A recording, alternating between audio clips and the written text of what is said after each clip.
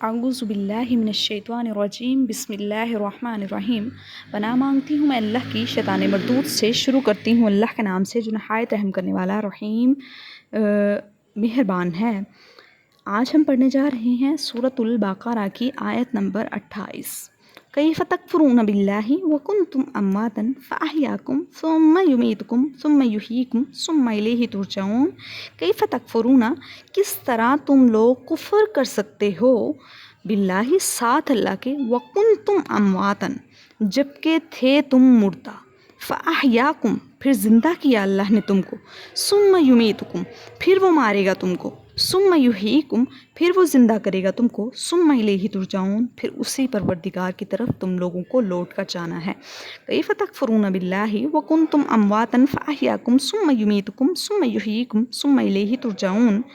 کیوں کر کفر کرتے ہو تم اللہ کے ساتھ جس نے تم کو مردہ تھے تو زندہ کیا، پھر وہ تم لوگوں کو مردہ کر دے گا، پھر وہ تم لوگوں کو زندہ کرے گا، پھر اسی پروردگار کی طرف تم لوگوں کو لوٹ کر جانا ہے۔